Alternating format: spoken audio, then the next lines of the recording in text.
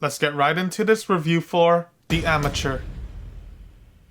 Alright, so The Amateur is directed by James Hawes. This is an action spy film starring Rami Malek as Charlie Heller, a CIA analyst who wants to take matters into his own hands by getting revenge on the people who murdered his wife. And as the title suggests, the twist with this action flick is that he's an amateur with little or no experience out in the field. And now to get right into it, what did I think about the cinematic package here? I thought it was a decent time. I don't think this will go down as a top action spy film by any means, but it also wasn't bad enough to be completely forgettable. To be more specific, I thought the setup in Act 1 was pretty darn solid.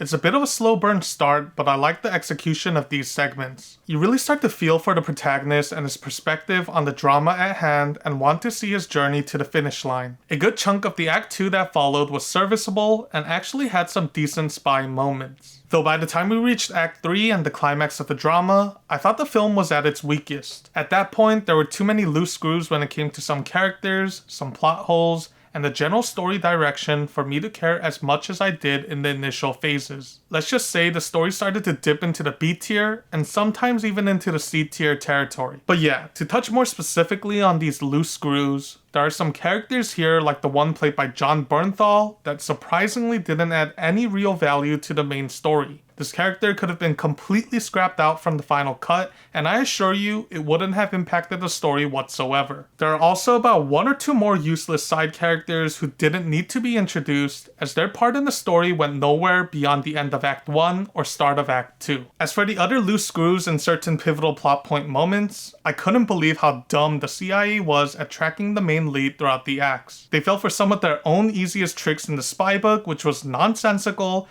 and most definitely a just go with the flow moment to keep the story rolling. Also, the main antagonist was underwhelming and I didn't understand his motive by acting the way he did in the climax of Act 3, which I won't dwell into for spoilers' sake. And now to touch on some of the positives, I thought the entire cast did a great job. Rami in particular was awesome as the main lead, and he definitely helped to hold the story together even during all the weaker moments. The cinematography paired well with the story, and I loved some of the utilized set locations. And even though the path towards the conclusion was a bit messy and flawed, I still thought the story was able to end on a satisfying note. My final score for The Amateur is 7 out of 10.